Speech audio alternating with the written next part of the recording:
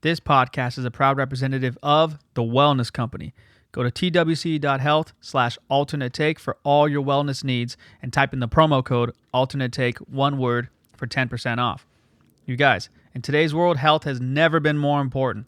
In fact, it's one of the coolest subjects we've been able to touch on here at Alternate Take, and we've gotten some amazing guests to have discussions with, including Dr. Peter McCullough, who you all know as probably the most famous doctor in the world ever since his episodes on Joe Rogan. He is the Chief Scientific Officer of the Wellness Company, and nothing goes through this whole company without his knowledge. If it's certified by Dr. Peter McCullough, it's certified by us. The Wellness Company is unequivocally and unapologetically standing up for medical freedom and the right to affordable health care. This company has always put the patient first. If you go on their website at twc.health, you'll see all natural products and everything that's going to make you a better human being.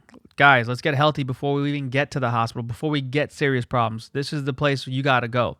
Go to the website, twc.health/alternate take, promo code alternate take, one word, for 10% off, and thank us later. Get healthy, guys. Your family's dependent on you.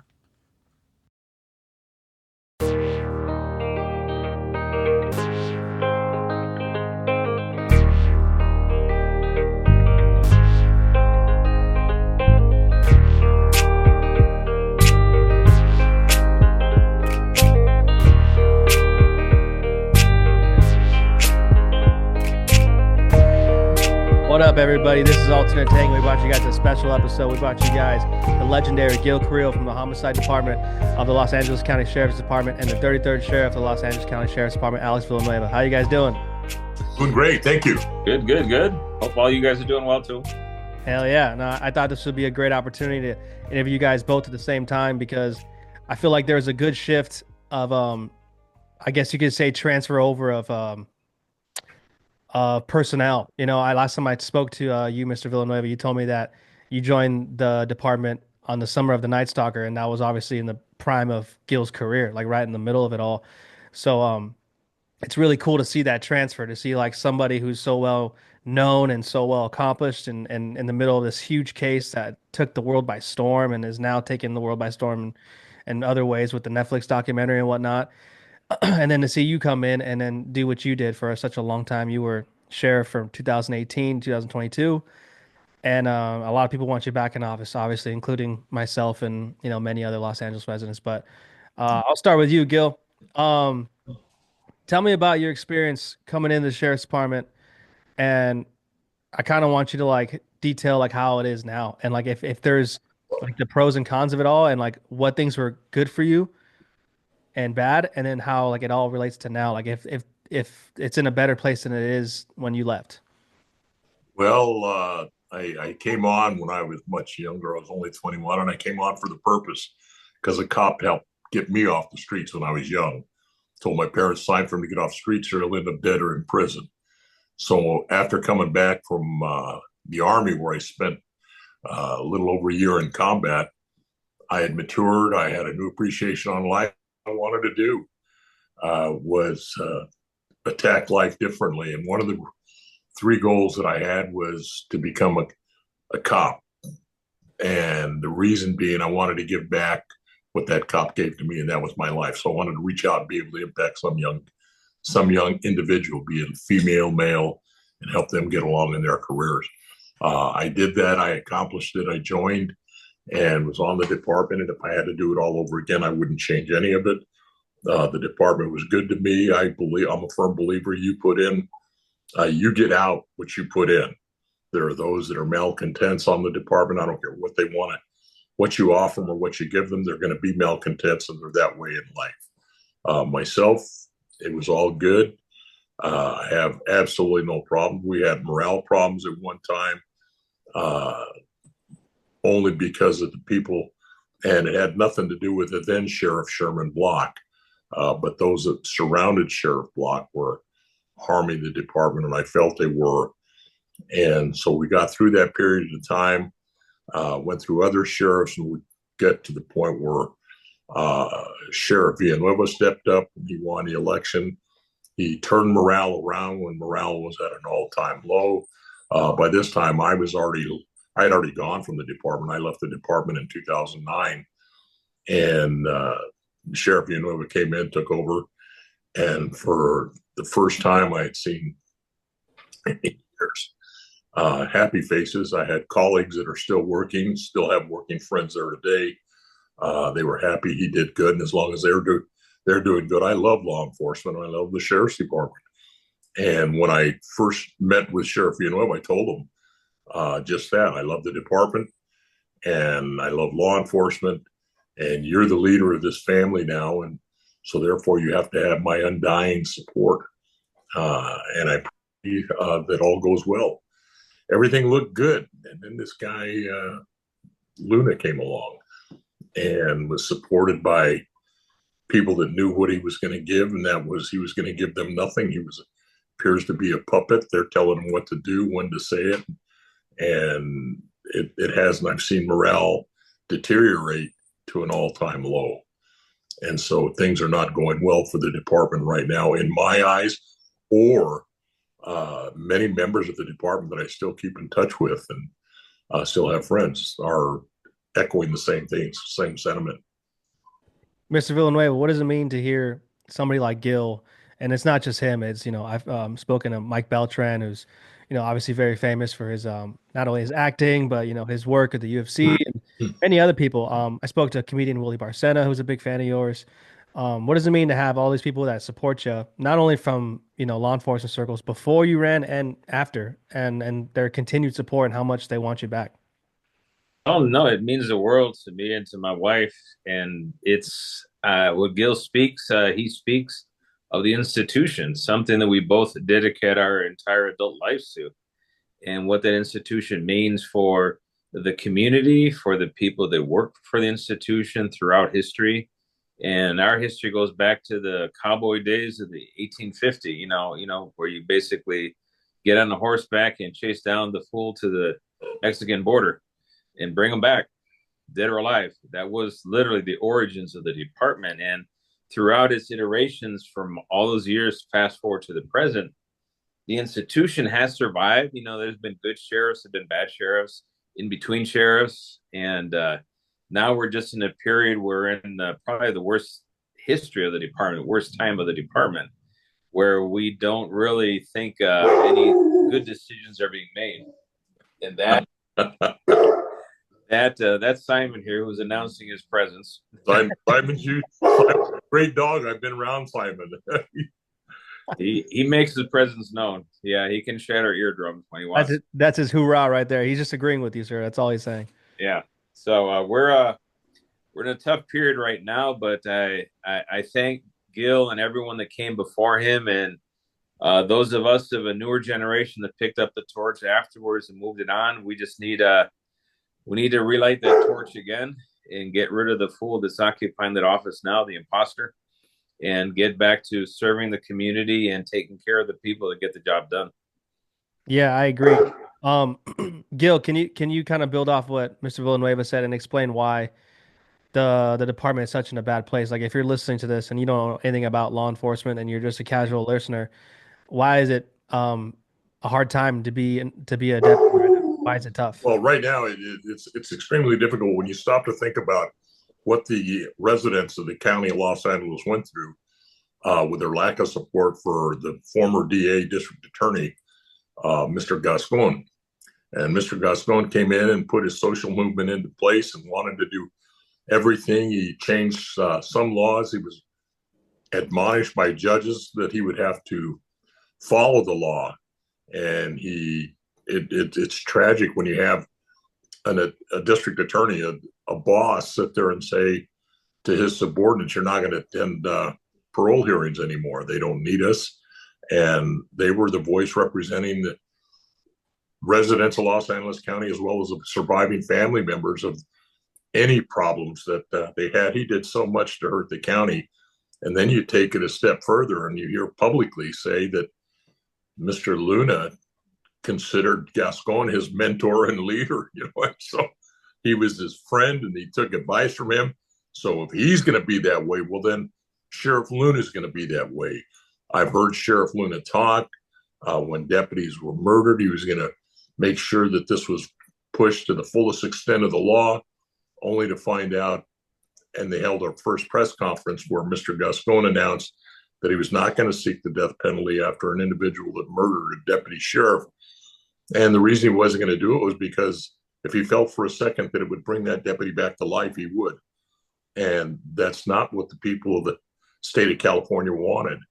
And Mr. Luna follows everything he did. And Mr. Luna was taking instructions just as a puppet would. And the puppeteers were the county board of supervisors.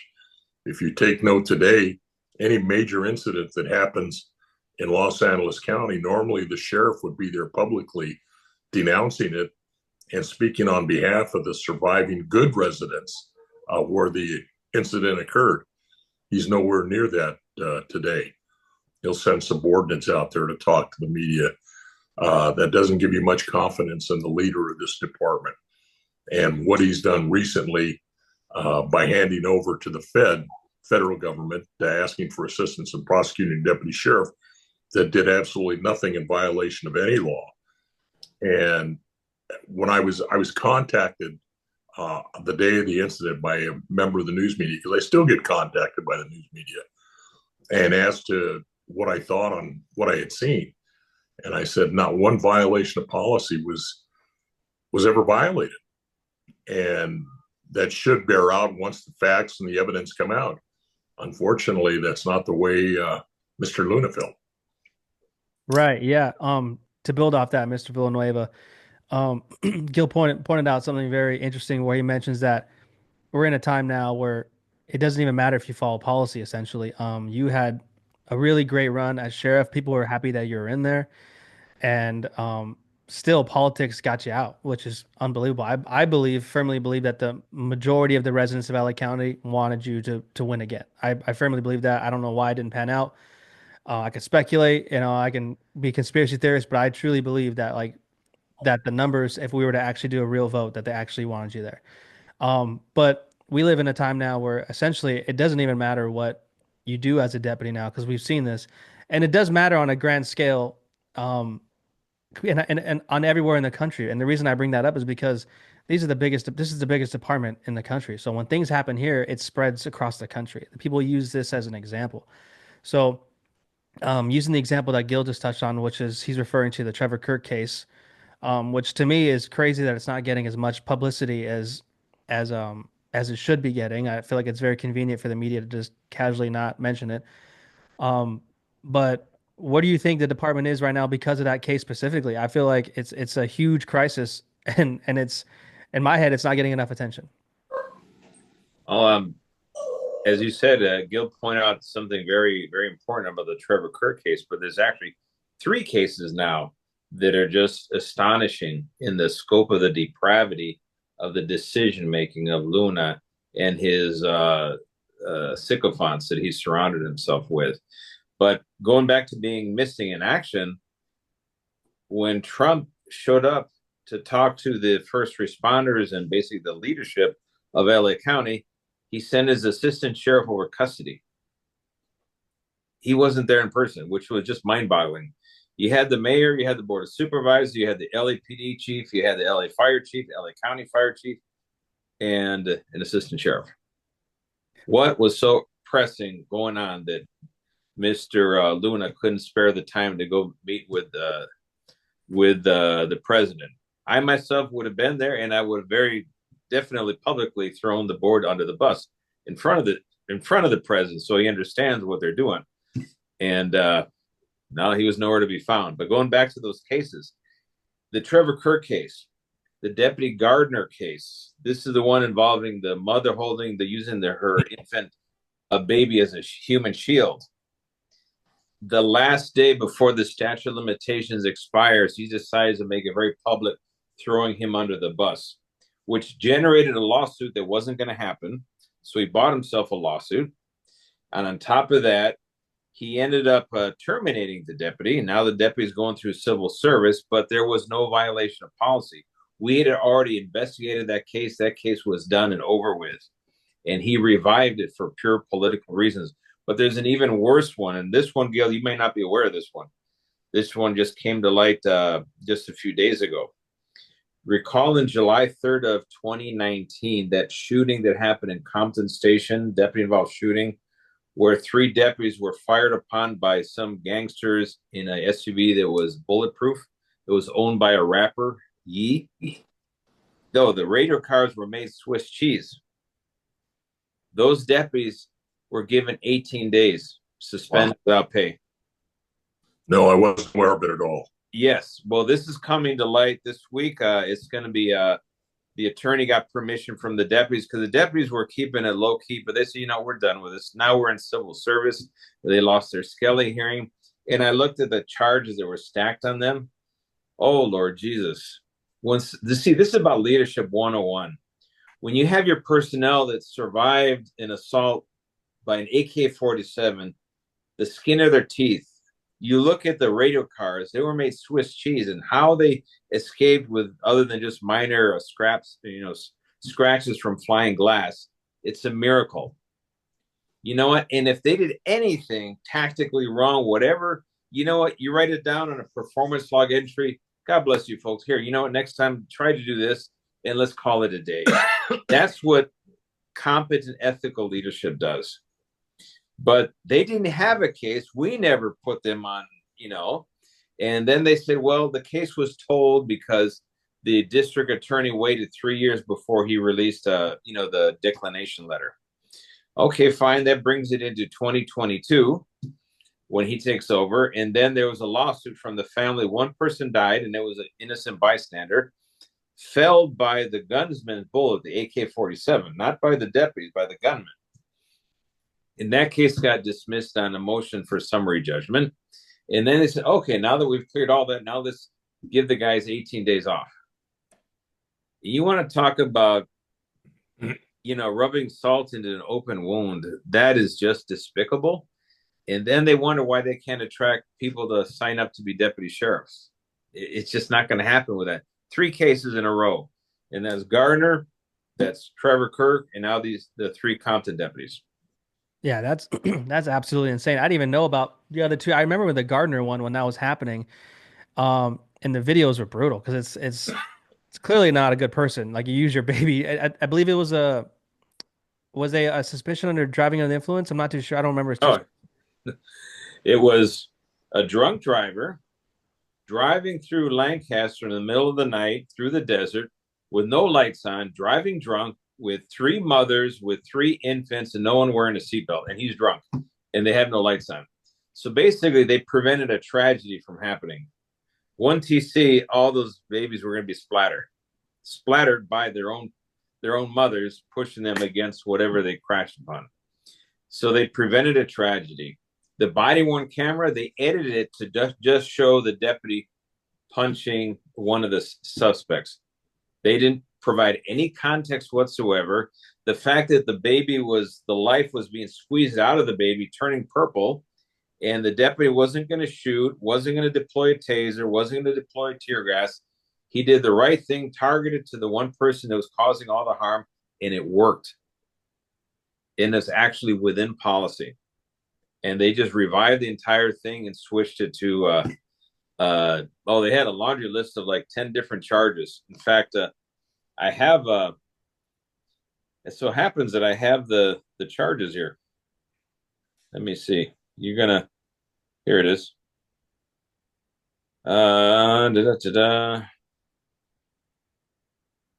This is just appalling. Where is it?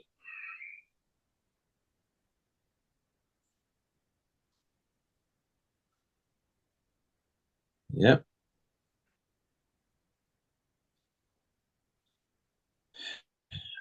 Here's the iCloud uplink, 10-day suspension. Here it is. Okay.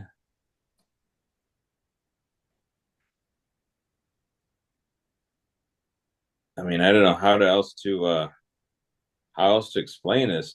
They want to hold them for performance to standard, for violating the pursuit policy, for unnecessary force, everything you can think of. And these people were actually victims of attempt. I don't know, Gil, but in your day, is that how you trot You No, treated a victim of attempt murder? no, no, not at all. Not at all. It's absurdity at its highest. Yeah, I always like to relate it to I think law enforcement is a very complex subject, and I feel like there's a lot of disconnect between the public and the Oh, professionals. oh, And oh, go ahead, sir. Go ahead. I got it. It finally pulled up. It took a while.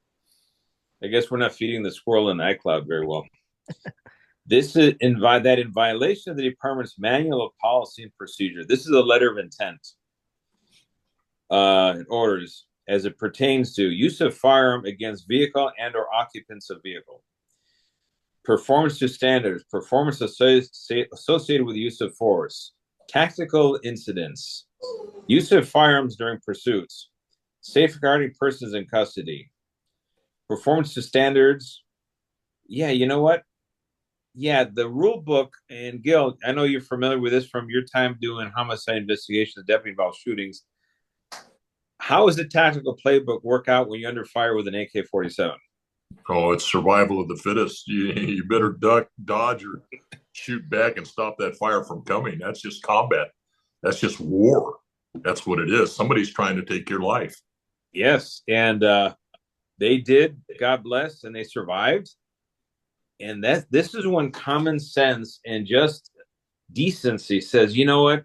God bless. We want to keep these people as employees. We want to keep them engaged and committed to the institution, serving the community. Have a nice day. Move on. Here, why don't you take some days off on us? Trust me. Get your head back in the game and go back out there. Exactly.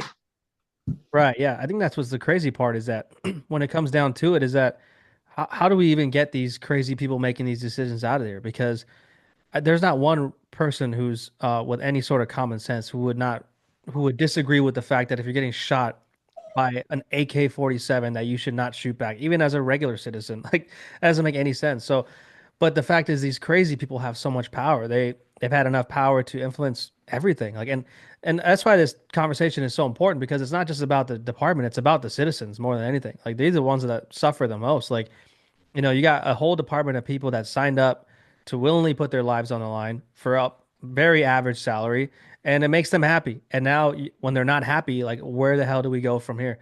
Because we're talking about again, like I know a lot of cops. I think their general thing that they only want to do is just give me the rules and let me play within the rules. I related a lot to football to where, you know, maybe there was a time back in the day where there was like, all right, the sheriff's department were the 80s Raiders. Okay, they did a lot of crazy shit, and then but they won. But okay, but then you have to tighten up. The rules of the NFL changed, right? This is how if you're a defensive player, this is now how you hit people.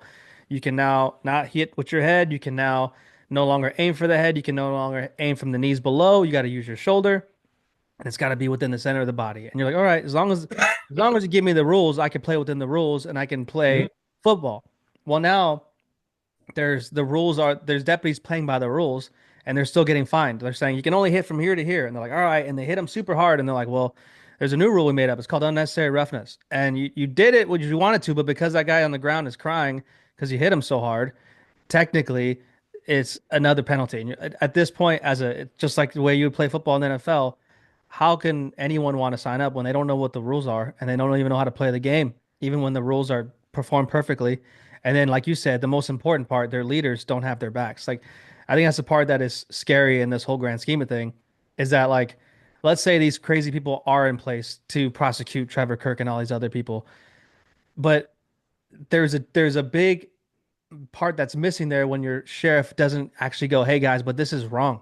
This is completely wrong." Like, I haven't seen him once in the media or anywhere else to go, "Hey guys, like this is an innocent person. Like this is fucking bananas." Like even if he cursed, that would help. Like seriously, because this is so crazy. The fact that he's just so calm. There was leaked recordings of his discussion at Lancaster Station that were just really like a whole lot of nothing.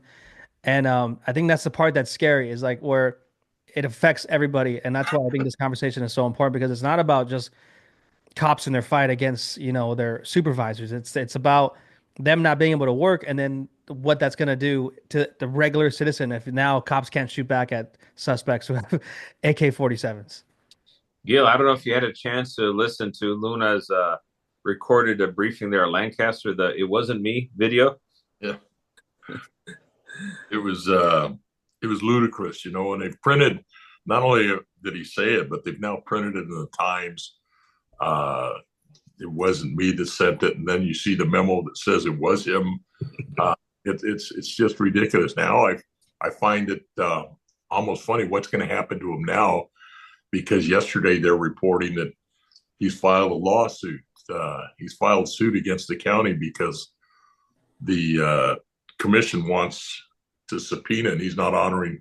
He's not going to honor their subpoenas for information on the deputies. Hey, wait, didn't we hear that one before? Yeah, that's what I said. You know what? This is where, when a political oversight, it becomes overreach. And they rush to get Measure R on the ballot to approve legislation in Sacramento. But what they didn't change were the laws governing confidentiality of records. So the sheriff remains the custodian of records. And what is the thing that the Oversight Commission always wants? The things that are in process or ongoing criminal investigations or administrative investigations, which we don't release, one, because they're not even complete for starters, and two, they may jeopardize, either the investigation or something else. Like confidentiality, if it involves victims of sexual assault and domestic violence, those are some of the ones, minors, for example. But primarily, it involves ongoing investigations. What do? They subpoena the ongoing investigations, then they cry foul because the sheriff, it wasn't not just me, but now Luna figured out the same thing. Only difference was county council is assisting Luna and they're representing him in the lawsuit. When I was faced with the exact same circumstance, they basically told me to go screw myself. So there you have the difference. Yeah, it's unbelievable. It makes absolutely no sense. And you see the way he handles business, and it's really disheartening to watch completely. Like you said, like there was proof that he did do that. And I heard you mention before that like you went to the feds as well too, but in a whole completely different situation. You did that with the Fernando Arroyo case, which is completely different. And in the best interest, that was for the reasoning behind that George Gascon, you didn't have any confidence that he would prosecute the case, and that he did, and then it actually worked out the way we were supposed to. I mean, the fact that we're even talking about a DA that everyone knows was terrible, and even he thought the Trevor Kirk case wasn't enough to prosecute. And I'm not that his opinion is worth a fucking damn, but like still, like if anyone were to actually prosecute, it would have been him. And even he Yeah. was like, "There's nothing to do here. Like we can't do nothing." So it's unbelievable. No, very true. And you look at the decision whether or not to present a case. One, you're always going to present your criminal cases to the DA to get a declination of prosecution. Let another party decide whether or not there's something. And there was 3 cases during my time in office where they did prosecute, and we agreed with it. One of them was a case with Andres Bordado shooting, where he ended up dying. That one we thought there's something wrong here. And we had 2 other cases, a total of 3 cases that we knew that they were bad in terms that there appeared to be criminal culpability on the behalf of department members. We didn't hide it. We let the prosecutors figure it out, and they decided to prosecute, and we ended up terminating the people involved.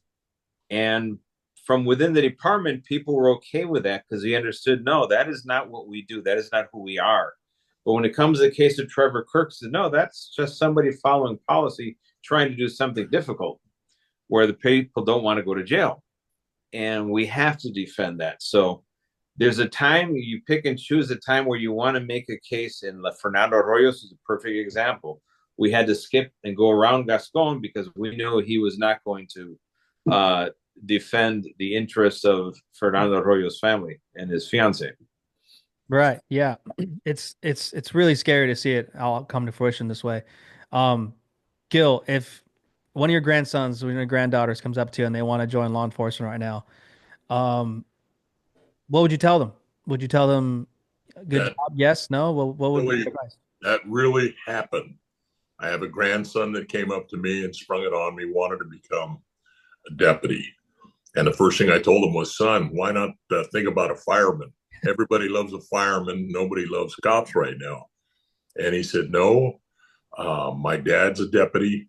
But more important than that, you are. And I want to be like you, Papa. And I said, okay. you do this, but you do it on your own. Papa's not going to help you. You got to go through the process. It didn't take him too long with everything going on in today's world. My daughter told me, my son is afraid to tell you. And they tell me what? He didn't want to hurt my feelings, didn't want me to be disappointed, because he had said, I'm just realizing maybe this job isn't for me. And so we sat down and had a man-to-man talk. And I told him, no, I'm glad you recognize it now. It isn't for everybody. And it just, the times we are today, it reminds me when I came back from Vietnam, where you couldn't talk about it. Everybody's protesting against you. You were killers, you were baby killers, you were all kinds of, there was absolutely nothing positive coming out. So you kept it to yourself. Now is not a good time to talk about being a deputy, unless you're talking about a group of people that are pro law enforcement. You just got to keep it to yourself, because everybody is not on your side right now. And certainly with what's going on within the department, it isn't doing anything to promote the image of law enforcement at all. Yeah, no, I couldn't agree more. I feel like the only propaganda that matters to law enforcement is just the bad one. It's never the good one. You don't ever see videos of people doing good things. It's always just, in fact, I just out of curiosity, I looked up on YouTube Trevor Kirk, and the first video was like a minute and a half clip, of course, very little context, from NBC. And then it just said that a deputy was sentenced because of an excessive use of force for a woman recording on her phone. Like, they failed to leave out every single thing. Of course, it's only a minute and a half, and it's very frustrating, because if they have that much power and they can convince people that are just literally stupid just to believe this stuff, like, well, like, where do we go from here? Like, Mr. Villanueva, same question to you. Like, if you have, some young people in your family that are looking to join this, this very respected career, it doesn't have to be with the sheriff's department, it could be anywhere. Like, where would you, what would you tell them? Oh, I only have one son, and he's already a deputy sheriff, so it's too late for that conversation. But I'll tell you this: that not just the media gets it wrong, but look at the Sheriff Civilian Oversight Commission. They had a special, I don't know if you caught this, Gil, in East LA, where they had a hearing. They called it a special hearing session, where they were going to have a roundtable discussion with a guy named Carlos Montes. He's a co-founder of the Brown Berets. He led the Chicano moratorium. So this guy is in his late 60s. No, I think he's already 70 something, about mid 70s. But he was an activist back in the 60s against the Vietnam War. So he was the one calling you, Gil, all of that. And he's leading the charge in the East LA, the Chicano moratorium that led to the whole mess there in the riots in 1970 and 71. So today he's a member of an organization called Centro CSO. This is one of these open society, George Soros funded, far left socialist / communist / who knows what the hell they are. They want to get rid of law enforcement in its entirety. So he's decided that the East LA logo, the boot and the helmet's an offensive, oppressive symbol that offends the community. So he gets his buddies from Centro CSO to show up to this special hearing. So who do the oversight commissioners listen to? That crowd. And they assume that is representative of what East LA community knows and cares about. And that could not be further from the truth. But that is how they sell that bullshit. Absolutely. Gil, what do you think about that? I mean, most of your career was at East LA Station, and you too, Mr. Villanueva. Like, and that's where you're from. That's where you're raised. Like, what do you think about that? That's the propaganda they push to further ruin the relationship between citizens and law enforcement. Well, I can't do anything about what they're doing. People will believe what they want to believe. It's easy to lie to people if you tell them something they want to believe in. I can tell you that that's not the way East LA was. It's not the way the East LA community is. And law enforcement, unfortunately for us, there are 90% of the residents of Los Angeles County are good, law-abiding citizens, and they're decent, hardworking people. 10% are bad. It's unfortunate that law enforcement has to spend 90% of their time on the 10% that are bad and don't get to spend enough time with the 90% that are good. And it doesn't take much to say hello, to wave, to smile, and to talk to people to get them. And they understand the good residents understand when they need help, they know they're calling law enforcement. So this gentleman, Mr. Montes, he can do whatever he wants to do. I have other things like grandkids and family and friends to worry about rather than listen to him. I mean, I'm an old, if I were a dinosaur, they'd be calling me an oldosaurus now. So I spend a lot of my time going out there and just doing public speaking around the U.S. And the people that I'm speaking to, they haven't lost their faith in humanity or law enforcement. So, Mr. Montes, do what you got to do. And the Oversight Commission, you know, you've got an agenda and you're screwing it up for everybody. Yeah, absolutely.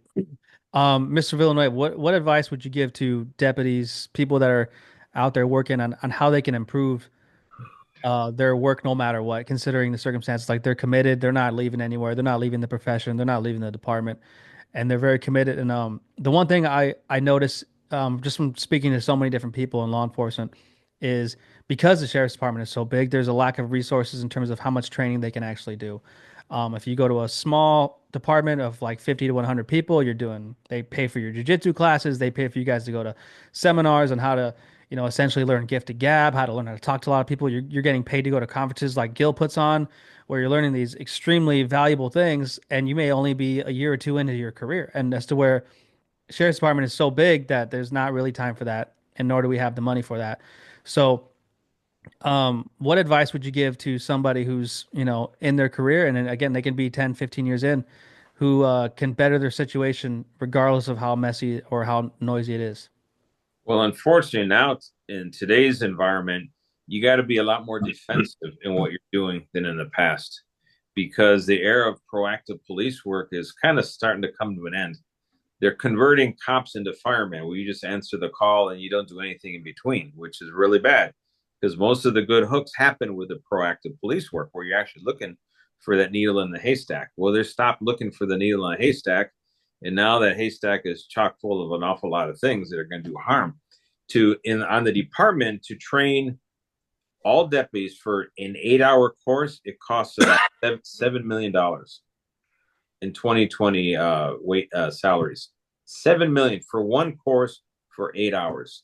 So the training part, the cost is prohibitive. And then when you're missing over 2,000 sworn, your patrol staff is down to 30 to 50% of what it's supposed to be out in the field. That means you have no one to replace the one who you sent to training. So you got a double whammy. So basically, the continued professional training, the CPT training, is not happening. You're not being updated on legal, case law and everything that's constantly changing. You're not getting the updates. You're not getting updates on policy, on use of force, all these different, the perishable skills. It's just not happening. So you have one gigantic mess going on. But going back to what deputies do out in the field, just keep serving the community. Use your body-worn camera to your advantage. Knowing that your employer has no ethics or morals, start narrating your decision-making to the camera. Hey, we're going to do this to that, and this is what's going on here. I see that. You're just going to have to exaggerate the fact that you're making the decision, so someone else, some piece of shit lieutenant who wants to be captain really, really bad, doesn't try to paint it as you're some bad guy. So use your cameras to your advantage and record everything. I love that. Same question to you, Gil. What advice would you give, especially with the body cameras and stuff like that? And considering your experience as a homicide, legend, essentially, from all the way from detective to lieutenant, like what would you tell people? A new deputy gets to his first murder scene, doesn't know what the hell he's doing. What would you tell this kid to make sure he can get through his shift all right?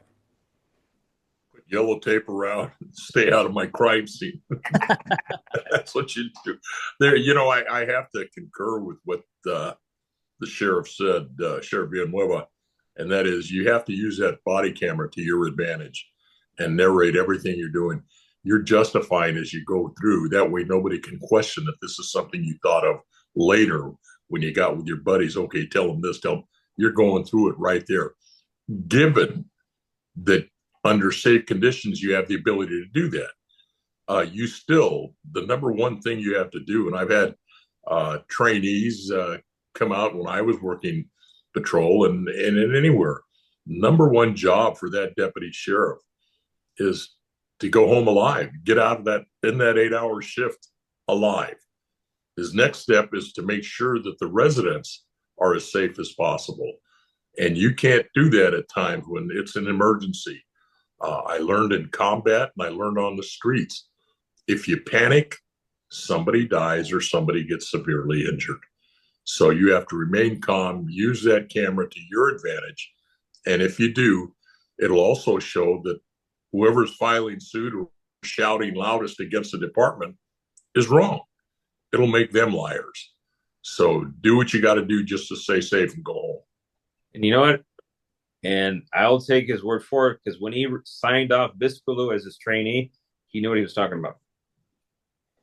Absolutely, yeah. I love that. We have Mr. Hey, Chad. Gil, you didn't get that one. No. Yes, I got it. That's what I had. That's when I used to have to brush my horse before I went home. There you go. We have Mr. Chad Bianco running for governor. If he were to be successful, who's the Riverside County Sheriff right now, what changes do you think he could make realistically that could change the scope of law enforcement? I mean, can he actually make decisions that would force a Sheriff Luna's hand into having it to do it the way the governor has it? Does he have that overreach? Is he allowed to even do something like that? He has, unfortunately, when you have a supermajority Democratic legislature, they have the votes to override every single thing he does. So his best tool is the bully pulpit to call out bad legislation and kind of uh, basically shift it as the before the decisions are made. He could change the narrative a bit. And a good example is AB 1333, the duty to surrender, the duty to retreat, that nonsense that came out recently. They got withdrawn. That's the type of proactive work we're going to have to be doing because even you get a normal guy like Bianco in the governor's office, you still have the legislature absolutely chock full of morons. They're hell bent on destroying the criminal justice system as we know it. So it's a tall order. What do you think, Gil? Gil, that's above my pay grade. All those people up there, I don't pay attention to much that's going on. I don't get involved politically as much as I should. However, I'm very, very happy spending the majority of my time with family and friends. Hope to see a bunch of friends next week. I'll be there. Yes, we'll be there. We'll be there too, Gil. Yeah, that sounds awesome. I can't control assembly, congressmen, representatives.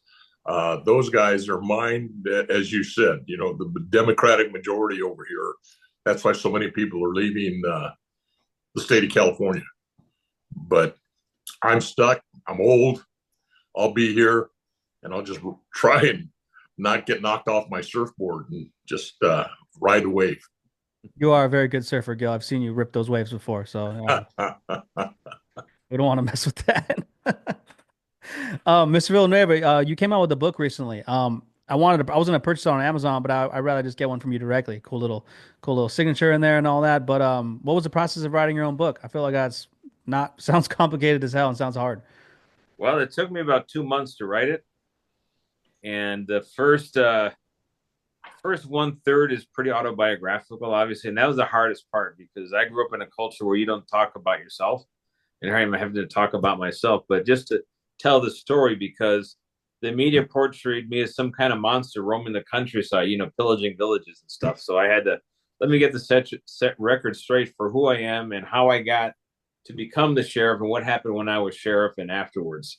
And but it got easier as I got into okay, now I'm into the political conflicts and all that, and then running for sheriff, and then during my time, with the board of supervisors, such a charismatic group of fun-loving, outgoing, public interest-driven politicians, that the world has never known before. Yeah, that crowd, and it kind of wrote itself. The second half of the book was super easy. It was just they gave me an abundance of material to write from. Yeah, yeah. I mean, geez, I mention this a lot, but like I feel like it's important, like, just to get out of the law enforcement bubble, you think about the reason people are leaving in general, like mass figures have left. And I mentioned this before in another podcast where like people are generally like to follow whatever big time people are doing, whatever they picture is big time in their head. So when a couple years ago, when like a Joe Rogan left California and who's the most influential person in media, like by far, I mean, like once Trump went on his podcast, literally like it was the craziest thing ever. And like that's how big of a reach he has. When he was going on his show and saying that he's leaving California and he's leaving this and the reasons why and like his I mean, and he's pretty liberal overall. His number one thing was like the crime's out of control. You can't do anything. He's like, this is literally crazy. And he is from a martial arts background, so he obviously whenever you're from that background, you're going to have friends related to law enforcement. um, I think that's the craziest part of it all is that like this truly is a feeling of no hope, and I hope it comes back to where it needs to be. Whether it's somebody like you running again for the Alley County Sheriff, or you coming back, that'd be the best thing ever. Do you have any aspirations coming back by any chance? Well, I've been swarmed or swamped with people telling me, please come back. And my wife and I are considering it. It's a process. It's not an easy decision because, and Gil can testify to this, it's not the individual. Luna, I think my puppy could kick his ass, but it's the machine behind him. Is what can it be taken out? So with Hockman in office, that was a good sign that It was. eventually the truth catches up, and I think the truth is going to catch up to Luna, but he's getting far more protection than Gascon ever did. So we'll make that decision soon, and we'll let people know. Oh, awesome. Well, I'm looking forward to it. Um, Gentlemen, thank you for joining me. I don't want to take up too much of your time on a Sunday. I know I promised you guys like 45 minutes to an hour, but I feel like we covered everything that I wanted to talk about. I really wanted to get your guys' thoughts on law enforcement today and Trevor Kirk specifically. Um, I actually wanted to ask one more time. Is there any updates on that? Is he going to appeal, or how's that gonna go down? He's they already filed their appeals. They have a deadline to make their appeals, and the appeal, I think it's called Rule 29 in the federal system, and it's a motion to vacate the sentence and a request for a new trial. And at the same time, there's also a sentencing hearing for April 21st. So their motion is to push back the sentencing hearing so the other motions can be heard first. And but I don't think they've received an answer yet on those on these flurry of motions. So the judge is Judge Wilson. He's a Reagan appointee from 1988, so he's been on the bench a couple of minutes, and let's see how he rules on these. Yeah, I mean, I mean, prayers for Trevor Kirk, that's for sure. Ladies and gentlemen, if you go to Amazon, your book's on Amazon, right, sir? Yeah, it's called Sheriff, Holding a Thin Blue Line in a Deep Blue State. Beautiful. Go get that book. It's I know you'd like that title, Gil. I love it. I love it. and obviously, everyone knows Gil. You go on Netflix, put the Night Stalker documentary on, and then there you go. You'll get your fix of Gil Carrillo, the legend himself. But thank you guys both very much for joining me today. I appreciate it. I feel like we touched on a lot, and I'm glad the listeners get to hear this and hopefully take everything going forward very seriously. The lack of deputies not signing up now, the crimes that are getting prosecuted against them, which affects everybody. Like again, I can't emphasize that enough. That it's not about cops being victims in this. It's about if you do this to them, society crumbles. Like if you can be a regular person who has nothing to do with law enforcement, this affects you. So I feel like that's what I really wanted people to know, and I feel like you guys touched on that tremendously. So I appreciate you guys. Well, thank you for having me. Thank you for the invitation. It was an honor to be on the same podcast with the good sheriff of Los Angeles County, Alex Villanueva. Oh, same here. It's always an honor and pleasure to be with a grand kukui. And you, Danny. All right, guys. Thanks again. This All is right. an alternate take. We'll see you guys later. Peace.